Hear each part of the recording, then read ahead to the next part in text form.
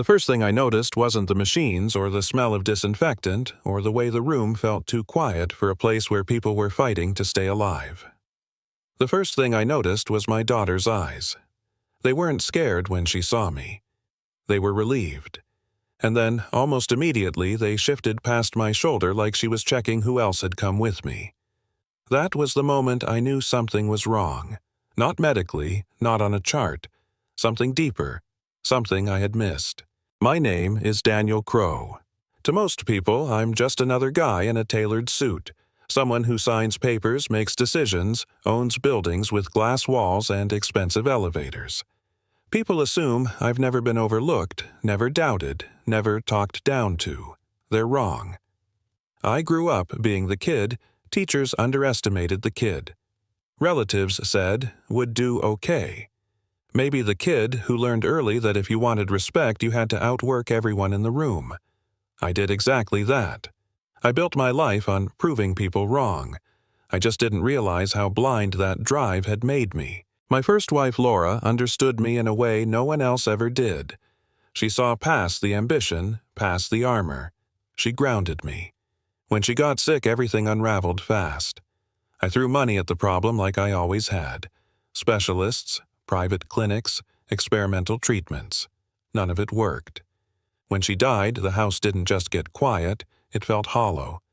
And in the middle of that hollow space was our daughter Emily, 11 years old enough to remember everything, young enough to blame herself for things she couldn't control. At first, I tried to be there. I really did. I sat with her at night, listened when she cried, told her stories, promised things would be okay. But grief doesn't move on your schedule, and work doesn't slow down just because your heart is broken. Little by little, without a big decision or a dramatic moment, I started being gone more. Calls instead of conversations. Gifts instead of time. Emily stopped asking where I was. That should have scared me more than it did. That's when Vanessa came into my life. We met at a fundraising event, one of those rooms full of soft music and forced smiles. She was composed, articulate, never tried too hard. She listened. She made me laugh when I hadn't laughed in months. She never mentioned Laura, never competed with her memory. To a man exhausted from carrying everything alone, Vanessa felt like relief. When I introduced her to Emily, Vanessa knelt down, smiled gently, and said, "I'm not here to replace anyone. I just want us to be okay." Emily nodded. She was polite, quiet. I told myself that was enough. We got married quickly, quietly. Vanessa stepped into the role perfectly, at least from the outside. School meetings, family dinners. Soft words about patience and discipline. People told me how lucky I was. I believed them because believing them meant I didn't have to look too closely. Then Emily started getting sick.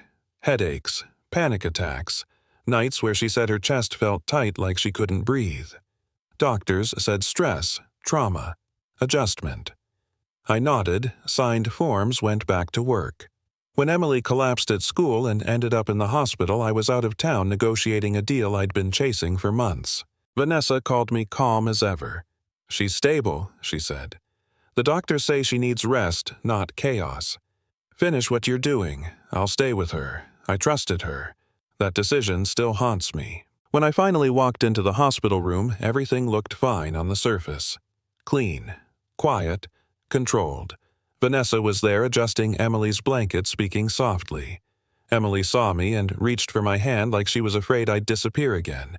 Then her fingers tightened and her eyes flicked toward Vanessa. It was subtle. "If you weren't looking for it, you'd miss it." I almost did. The doctor told me Emily's vitals were improving, but her stress markers were through the roof. "This kind of anxiety doesn't come from nowhere," he said. A nurse pulled me aside later and lowered her voice. "She relaxes when one specific person isn't in the room." She didn't say Vanessa's name. She didn't have to. That night, I stayed. No calls, no meetings, just a chair beside my daughter's bed. Around 2 in the morning, Emily stirred and whispered my name like she was testing whether it was safe to speak. I leaned in. She grabbed my sleeve and said, barely audible, "Don't let her stay." My heart dropped. She told me Vanessa said her mom left because she was weak. that crying makes people leave, that if Emily talked too much, I'd choose Vanessa over her. I didn't confront Vanessa right then, not because I didn't believe Emily, but because I needed to be sure. I needed to understand how I'd missed something this big. The truth came in pieces. A nurse who noticed patterns, a housekeeper who overheard things late at night, security footage with no sound, just images of Vanessa standing too close, Emily shrinking away.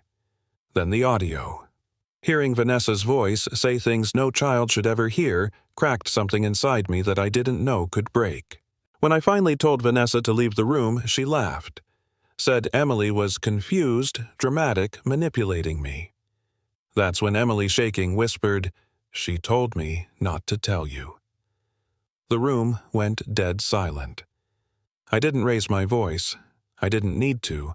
I told Vanessa to go. For the first time, she looked at me like she didn't recognize me at all. What followed wasn't dramatic in the way movies make it look. It was paperwork. Lawyers, meetings, statements, a restraining order, investigations, people asking careful questions with neutral faces. Vanessa tried to spin it, tried to make herself the victim, tried to suggest I was overreacting. The evidence spoke louder than she ever could. The moment Vanessa was barred from seeing Emily, my daughter's condition changed. Slowly, noticeably. She slept longer. She ate. She laughed once, a short, surprised sound that caught me completely off guard. That laugh felt bigger than any deal I'd ever closed. I stepped back from work, not forever, but enough. Enough to be present. Enough to sit through therapy sessions, to walk hospital corridors with her, to be there when nightmares woke her up shaking. One night, she asked me, "Are you going to leave too?" I didn't dodge it. I told her the truth, that I had left before, that I was wrong, that I wasn't going anywhere again. People congratulated me when the case ended, called it a win. It didn't feel like one. It felt like accountability, like responsibility I should have taken sooner. Emily didn't need me to be powerful. She needed me to be there. She didn't need a perfect father. She needed a present one. Here's the part that still makes people uncomfortable. Vanessa didn't look like a villain. She looked like a caring stepmother. She spoke softly. She smiled at the right moments. And for a long time, that was enough to fool everyone, including me. Abuse doesn't always scream. Sometimes it whispers. Sometimes it hides behind politeness and control. So I want to ask you something. How many times do we ignore quiet fear because it doesn't fit the story we want to believe? How often do we mistake silence for strength, obedience for peace, composure for kindness? If you're a parent, listen closer. If you're not, pay attention anyway. And if you've ever been the kid who wasn't believed, hear this clearly.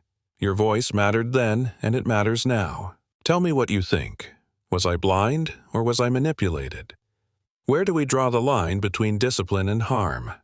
Share your thoughts in the comments. These conversations matter, and if you think stories like this should keep being told, subscribe. Sometimes the difference between damage and healing is simply being willing to listen.